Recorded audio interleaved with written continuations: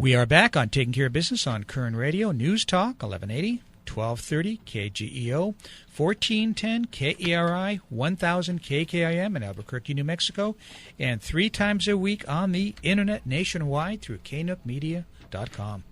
So, Clay, what do you think of Barry Goldwater? I've always liked Barry, you know. He's a fun guy, even though he does tease me a lot. You know, I have to tell you that I was listening to the last time we had him on. We had him on for the full hour. Right. And that show, like I said, I gave it to a friend of mine, and he called me up. He says, it's hilarious. I think that's one of my very favorite shows. Well, Barry's a hilarious guy. Yes, he is. I'm surprised he got elected. Yeah. he's out of the Bill Dannemeyer mold. So, yeah. You know, the old-time politician that we unfortunately won't see too many of again. He wouldn't tell me where he lived, if I remember correctly, but now I did find It is Phoenix. It's not Yuma. I know. Now I know. I'm going to go find him. There you go. Well, we've got an interesting gentleman that you've wanted to have on the show in studio with us. I do. Tom Edmonds, and there was a book written about him called Inside the Beverly Hills PD. Tom, welcome to Taking Care of Business. Thanks for having me. So, tell us a little bit about this book.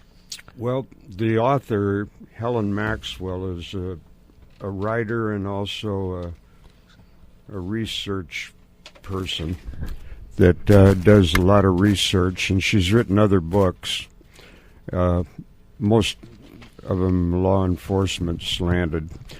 She contacted the Beverly Hills PD about 4 years ago and told them she'd like to write a book about the police department. And they turned her on to me for some reason. And I was already retired. I retired in 2000. And so she lives in Arkansas, so everything we did was either by mail or by telephone. You know, only in America, Tom, would you have a book about the Beverly Hills Police Department written by an author in Arkansas about a gentleman who lives in Bakersfield. That's right. It's kind of a triangle. You know, how the Beverly Hills PD protects the feudalistic haven of the rich and famous. So you must have met a lot of people in your life, rich and famous. I did.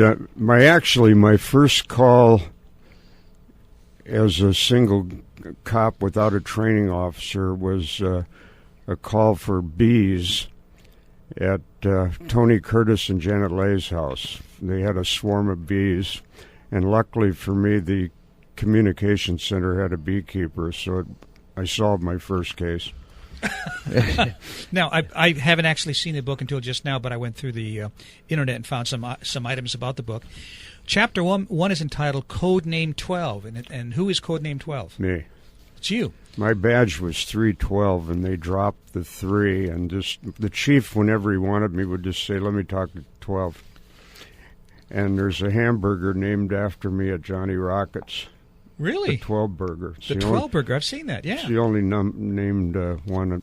That place was opened up by a lawyer years ago, and he knew me, and I was joking with him, and so that's how that came to pass. That's funny. I used he to have an doesn't office. own it anymore, I don't think. Yeah, I used to have an office in Sherman Oaks, and we used to go into Johnny Rockets. You know, Tom, there has been a lot of controversy recently about police shootings and things that are going around like Ferguson and New York. Can you expound on that a little bit, what your thoughts are?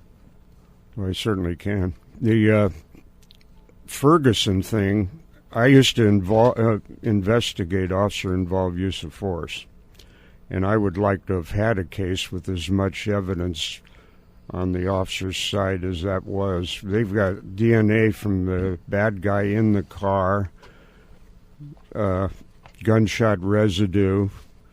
I mean, most of the time you have to rely on the trajectory of the round and witnesses' statements and stuff like that, but they have actually some good scientific evidence on that case.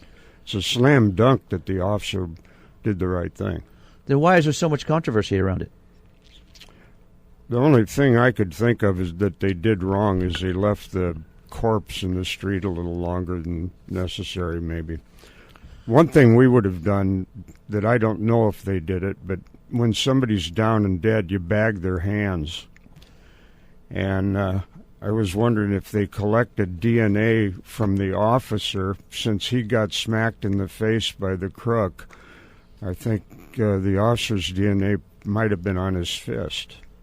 Wow. And that would have been even better. And I don't know that they didn't bag his hands, but we always put bags over for gunshot residue and to preserve any DNA that would be on the hands.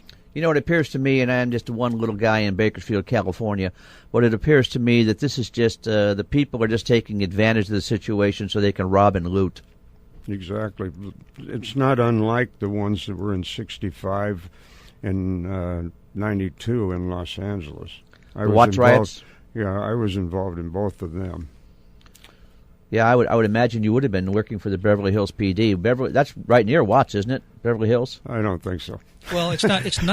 Well, you'd be surprised. It's not that far away. It's within 10 miles of Watts. Oh, yeah. We had no looting, though. No. We built a ring around the town and stopped everything that moved. We're having a conversation with Tom Edmonds, formerly from Beverly Hills Police Department. But speaking about the riots at in those days, I remember they weren't really riots, but the Sunset Strip riots in the mid '60s. I was a kid at that time. In fact, we were actually there goofing off, just having some fun. But the Sunset Strip borders Beverly Hills. Exactly. Yeah. Yes, it does. Yeah, on Sunset there. So what kind of effect did that have on the Beverly Hills Police Department down in Beverly Hills? I don't recall the Sunset. Really? It lasted about 2 weeks. Actually, it lasted about 2 weeks. It was all revolving around that nightclub Pandora's Box, and then they ended up closing it off, and now it's a little grassy area on Sunset there by Laurel Canyon. Yeah, I don't remember that. Okay, it didn't have much of an effect then, obviously, on Beverly Hills. Wait, no, going back to Ferguson for a second. Sure. When they did the looting, there were several people that got in front of their stores with weapons, and those stores were not looted. Exactly. And now what we need is more freedom with weapons. You're 100% right. One thing that's really bad that's come out of this and it's insanity on the Attorney General's part, is this thing about profiling. Mm-hmm. If you don't profile, you can't solve a crime. If somebody robs a stop-and-rob store like a 7-Eleven, the dispatcher's given a description of a person that did the robbery. Could be a male Caucasian, 6 foot, in a blue jacket. Well, that's profiling right there. And then they relay it to the officer in the car, who has to sort out looking for a suspect. He's not going to stop a black guy or a Hispanic guy. He's going to be looking for a Caucasian. So police do not profile racially. They profile by the crime. And it's just ridiculous that they come out with this stuff. You can't profile. Well, I profile homicide victims, robbery victims, and all the witnesses. You profile everybody to show link, and you build a link analysis chart showing all the linkage. That's the only way you can solve crimes. Now, in your book, you talk about some of those things, about profiling, about crimes you solved and worked on, and things like that? Yes. It's an interesting, it looks like a very interesting book. Neither Marty or I have read it, but it's got a beautiful picture on the front of your actual police badge. Well, that's the 100-year anniversary badge. It's not the actual police badge. Oh. It's a commemorative badge because 2014 is the 100th anniversary of the city of Beverly, or the police department. So they gave you one because you're retired? They want to make sure you left, or what? Well, you buy them. Oh, you buy them? I also have a 100-year one for the city. Really? And I'm on the Civil Service Commission for Bakersfield Fire, so I have a badge there, too. And you're also a member of the Republican Central Committee in Kern County. Correct. Well, I won't hold that against him. And I'm a retired desert racer. There you go. But all of this good that came out of my police work, I owe to my wife. We've been married 55 years. Wow. And she's put up with it, me not being home at holidays and getting called in the middle of the night when there's a shooting or something. When we come back from the break, I want to talk a little bit about some of the stories in your book. There's some or in the book that's written about you. There's some fascinating stories about presidents and prime ministers, and about Clinton Anderson, who was the police chief for the majority of your term.